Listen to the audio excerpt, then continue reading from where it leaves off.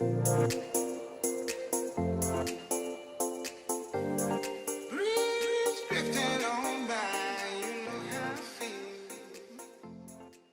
to a brand spanking fresh episode of Soul Reboot. I am your host, Alyson Charles. My next guest has transcended so much in life. She has found a way to continuously up-level, yet do it with a lot of kindness and grace. Now, her life looks a lot different than when she was a 3-time world fitness champion. And the lessons she's learned along the way, they might just surprise you. So let's get on into this one. It's going to be juicy. And meet Lori Harder. Hi, sister. Hi, I'm so excited to be here with you. Likewise, we met quite a while ago. You had me on your amazing podcast. Yes, it was awesome. What is the name of your podcast again? Earn Your Happy. I drink from the mug almost every day. Awesome. And I'm staying with Sahara, who we both know, and she was drinking from the Earn Your Happy mug today. Why does that make me so happy? I don't know, but it's amazing. So thank you for having me on your show, and thank you for being here on mine. Thank you. I'm so excited to be in person. It's a totally different, it's the best. It is. And there's so much I want to talk with you about today, but I think it's so cool.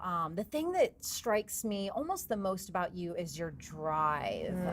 I can just feel within you, you've got a very potent drive, and you grew up small town. You were ridiculed. You were overweight. It was pretty challenging, and then you go on to current day where self-made millionaire, cover model, 3-time world fitness champion. You know, your book is out. You're now a champion for like community and bringing tribe together. What has been your main driving force, and has that drive changed throughout the years? Oh man, it's transformed so much, because in the very beginning as a young kid, it was more self-preservation and protection. I remember even being, around 8 years old when one of the most, to date, one of the most traumatic things, just kids really teasing, and just a big event that had happened to me where, some of my closest friends that I grew up with in my church, like all decided to call me names basically all at one time. So it was a moment of just, thinking that your closest friends were your friends and realizing that it was just not the way that you thought. And how scary. You feel so unsafe in the world. Completely. So it was just a moment for me where there was a drive of, wow, if I make sure that I'm not overweight, or if I start exercising, or if I start going on diets, or if I look a certain way, then I'll protect myself. Then I won't feel pain again. So for me, I was very driven to not feel pain in the beginning. Because it was such an intense pain, either at school being made fun of for my religion, or in my religion being made fun of because I was overweight, from the younger kids. So at that time, it was just complete, I didn't want to feel pain. And it was almost a bit of, to be totally honest, like a just wait, I'll show you energy. Sure. Oh, I can relate to that. And at the time, so I want people to know to never be apologetic for the first reasons of why something transitions into something a bit more positive. 100%. Because sometimes we can take something so dark and so negative, and obviously all of that pain can help us to move forward. So even though it was a just wait, I'll show you, it wasn't like I was going to show them by hurting them. It was I'll show you by making myself so powerful and strong that you won't be able to hurt me again. Exactly. So what happened is, through the years, I think it was always just this idea that if I was really fit, or if I looked a certain way, or if I got certain accolades, that I would be protected, that people would love me because I didn't get the attention that I wanted. And it became an addiction. And while it was somewhat healthy sometimes, it's also a way of me covering up just massive unworthiness. Yes. Which I totally relate, with my background being an athlete. Yeah, and my dad got me started at such a young age, and national champion. So it was just like really a lot of ferocity with it. And my worth got built upon external validation and titles, and are you a winner? Are you the best? And I've cleared away so much, but I'm still clearing away those fragments. Right here. Yeah. Like still just like, okay. It's a constant work for me. Yeah. It's constant work of knowing, making sure that my intention is good around it, making sure my intention is of the highest good around it. Right. But also understanding that it's important for me to feel like I am, very purpose driven, and that I'm also busy and doing what I love, but equally kind of taking a break and loving myself no matter what, without doing anything. It's a dance. It's a dance I'll probably do the rest of my life. Right. And I'm sure that ties directly into, because I thought it was so beautiful, your honesty in saying that after you've accomplished so much in the fitness industry, among the 3 world fitness championships, and you said that it didn't really bring you that much happiness. So when did you really I think that that's really brave and courageous of you to have let yourself see and acknowledge that piece. You know what I mean? Because you could have deluded yourself or kept saying to yourself, like, no, this is the way, this is the life, and whatever. So when did you let yourself see, like, this isn't doing what I thought it would do? I think it was the moment of just after winning titles, realizing, number one, I didn't want to go back to that anymore. I didn't want to continue competing because I had kind of won all of the titles that I could win and what I wanted to do. So it was a moment of, do I continue? Because some people continue on for years and years and they keep trying to sweep it.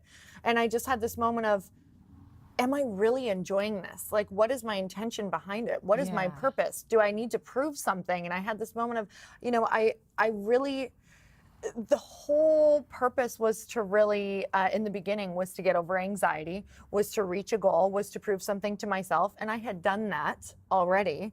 And now I was kind of in it because the not enoughness was coming up of, well, now I need to win again. Now I need to prove I'm good enough again. And it was like, right this afterward. First time wasn't a fluke. I'm going to do it twice. Yes. And I'm gonna do it 3 times. It was like right afterward that I had this moment of, I don't want to do this anymore.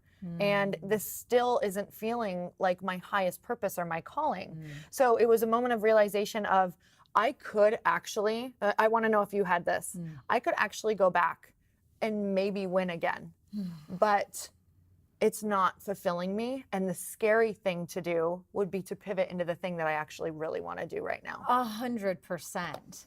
Yeah, when it was towards the end of, I ran cross country and track for the University of Alabama, and it was at the end of that running career, my body was starting to break down, but I was starting to ask myself, I was like, wait a second, I was told that this is who I am my whole life, and this has been my identity, but on a deeper soul level, this doesn't feel like my truth. Yes. And so I started to let those layers open up around me, and that shifted me into radio, which felt more right, shifted me over to TV, felt more right, then had my massive awakening, then everything since the awakening. Now here we sit on Soul Reboot. Oh my God. And so it's just been a continuous evolution. So let's talk about these up levelings in life, because I was curious to find out from you at this stage in the game, I can always feel when I'm about to up level. Certain resistances will come up in me. I get a specific thought that I want to bolt to a faraway island and set up a banana stand. You just freaked me out, yes. Do you have the same one? I write about it in my book. Really? I haven't even looked at it, I swear. And I think I've told this publicly before. That's so funny. Say that, so yeah. What island do you go to? Do we go to the same one? Just where they make Mai Tais, and you just it's very far away from anyone I know, and nobody knows who I am. Mine's like Bora Bora. It's like way over there. I don't even think mine has a name. Yeah, right. That's so funny. And so like what, so when those thoughts come up, because you have that conscious awareness at this point, then I know when I'm starting to get those ones, I'm like, I'm about to up level. My life is I'm about to grow and trust in this. So I'm able to ride those resistances and waves differently. So what comes up for you, and what is the process of up leveling like for you? Oh, it's been interesting because I thought that it would look the same, but it's actually looked different, and it's felt different because recently I had another one, like we're talking this week. So we'll just feel into that one for a minute. And it looked like to me, like I was almost self-sabotaging, sabotaging myself, where normally dealing with stress or anxiety, I'll go for a walk, and I'm noticing I'm like, no, I'm just gonna sit and have champagne. Like, that's so not like me. Or I'm gonna sit and I've been eating more, and that's so not like me. And when I say eating more, I mean just like I'm just grabbing unconsciously and wanting to sit and eat. And I feel an up leveling, and I'm like a bit afraid of, I'm a bit afraid of bigger success. Yes. And I didn't realize it at all. This just happened this week. And I was like, oh my God, I think I'm actually blocking certain things with the book because I'm afraid. It's bringing me, because I tell stories from my past, right? It's bringing back to when I'm really open and vulnerable, that is when I could be hurt. So I'm like really, I'm noticing that I'm shutting down. So I'm continuing to try to open back up and be really aware of things that are not nurturing me, like dealing with stress or anxiety or kind of those fears in a different way. So I'm trying to stop, drink some water, take a minute to myself, say a prayer, just get present with, like, it's amazing how fast it can happen. You can even be doing your rituals and thinking that you're in it and you're good, and it can creep in the evening. For sure. No, I totally relate. And so let's, in a conscious, really healthy way, navigate a couple of possibilities, because I had these in my questions before I even knew this was coming up for you. Because you're already very, very public, and you have a lot of platforms, you know, your podcast, your book, your very dedicated, devoted audience that you send your emails to, and all these ways in which your brand works. Do you fear that with your growth that you're even more susceptible than what you have been to judgment or criticism? Is that part of it at all? Because that's been a piece I've had to work with, so I'm just curious.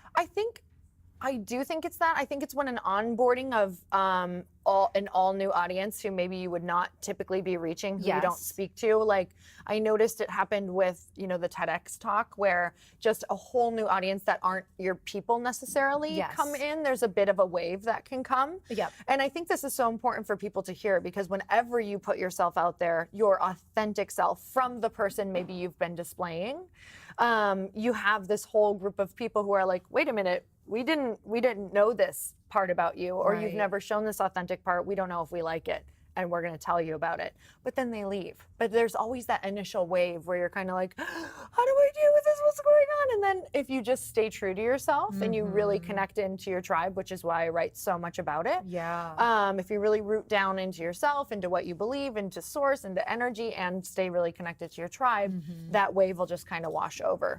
But I believe anytime you really show up as your authentic self, or you are showing up really big and you're drawing in a new audience of some sort, there is an initial wave. And I think I'm sitting here like this, like, I don't know if I want to do it right now. Like a bit like, What's on the other side of that? I don't know. It feels like pain. Okay. It feels like pain and wanting to like make myself safe. I think because right now, you know, when you're putting something out, or I've just been in massive push mode, so I'm a bit tired, so I feel a little weak. Sure. So I feel like if I would be resting, I'd feel stronger for it. But because I already feel weak, it feels like I feel so vulnerable right now. Yeah. Thank you so much for being so honest and candid about all of this. That is how I work through my interviews in my life too. It's just like, I think the more we all do this and just get really real about what we personally go through and feel, it's just so liberating. Have you ever had the fear, again, I'm asking because I love it. This is my favorite type of conversations. I'm like, tell me. Yes. Have you ever thought about the more and more you up level and let your power grow, your light grow, and all of this stuff, that you'll be alone at the top? That you'll just kind of like be alone? I used to feel that. I have some really amazing women around me now who truly, when something great happens for me, I am so celebrated, but I used to feel that way.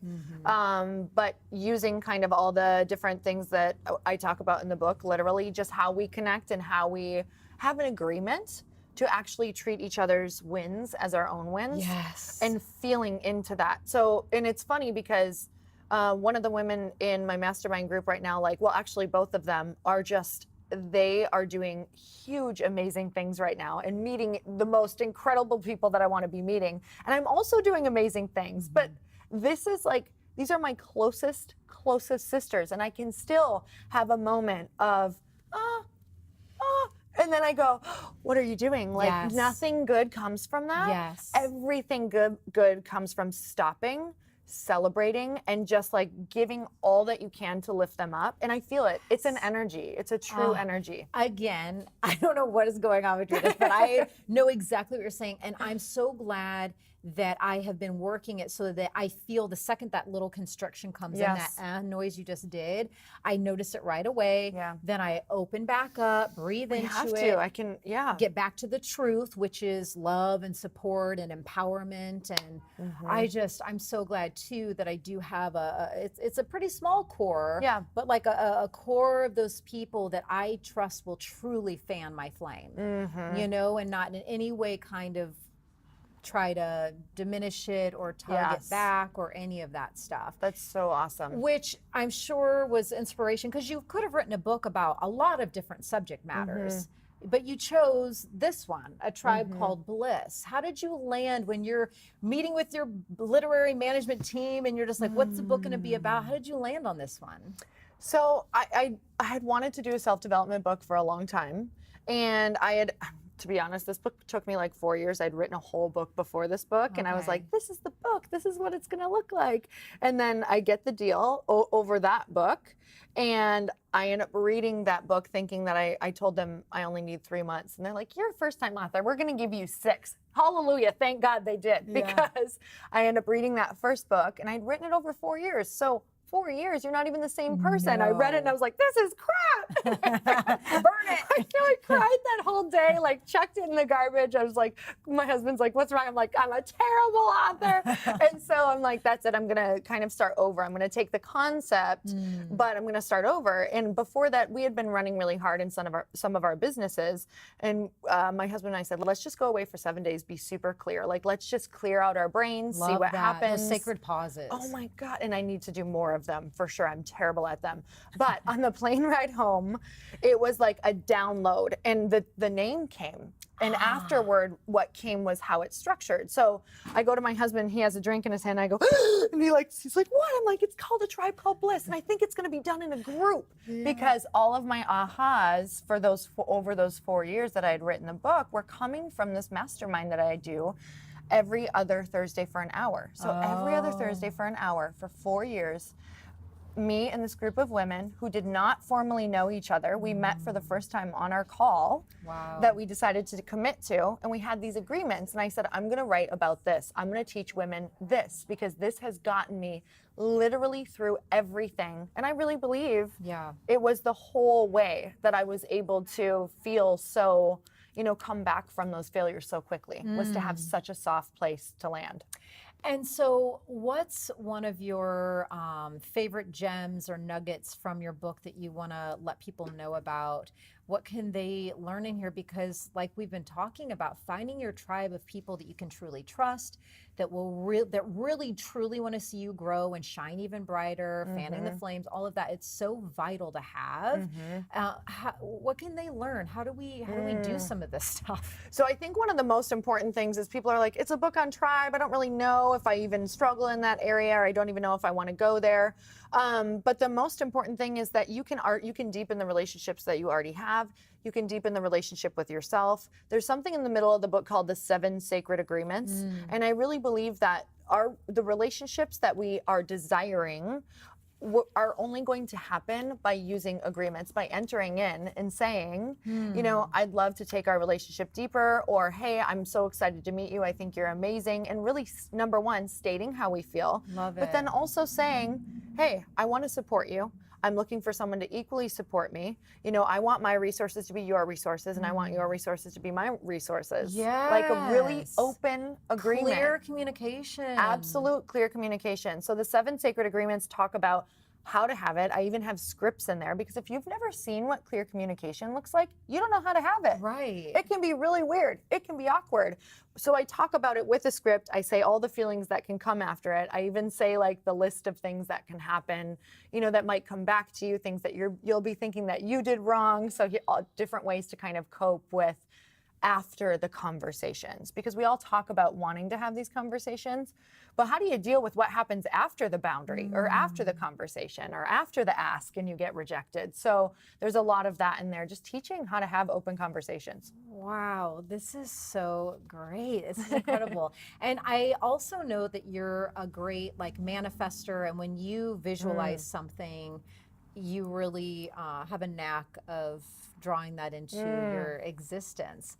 Can you share a couple of things that you're really honing in on? I know some stuff is sacred and you want to keep it within your own energy realm, but is there a current vision or goal that you're really focused on right now? I have a goal with the book of 1 million tribes. So basically, tribes of women, connecting as a group of 2 or more. So really 3 and 4 is the sweet spot, who have these agreements within each other, but then also these agreements with how to treat each other and treat other women and treat themselves, and how to really get back to themselves.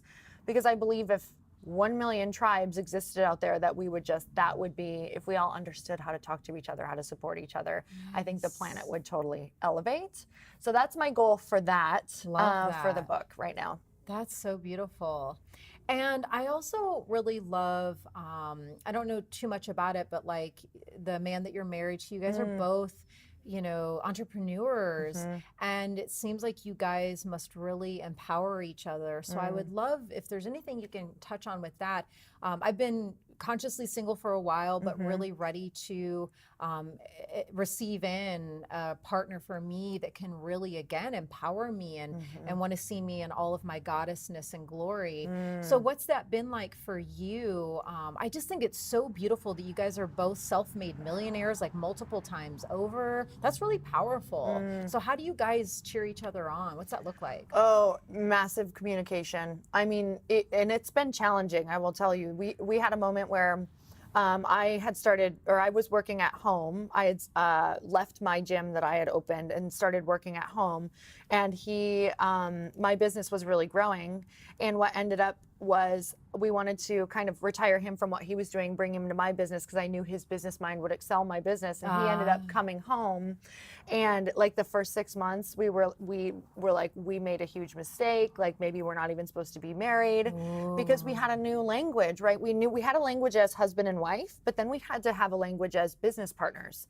And it was totally different, because he was very masculine. He was driven. He was going to take the shortest way to get to the route that he wanted in business. And for me, I'm very soulful. I need to feel into it. Was not working. I was like, I hate this human being, like, get out of my face. Like, I need some space. So we knew that we had to figure out a way to talk, like to learn a new language. And what that looked like was literally, I shut down. Like I would say things like this to him: I shut down when you use that language, or when you say this sentence. So if we have to talk about numbers and money, I'm going to have you say something like this to approach it first, and then slowly bring in what you want. So, and then, I vice versa. I had to learn things for him, but I had to tell him how I needed to be communicated with in order to not shut down and get defensive. And the same thing for him. Like if I come at him, aggressively or tacky or upset with something, he just shuts down. So what is making you both shut down? What makes you open up? What makes you excited to partake in a conversation that could reach a higher solution? So we still do that every day. And we also have a divider of our day where we go for a walk just about every single day at about anywhere between like 6 and 8 o'clock. With your dog? With our dog.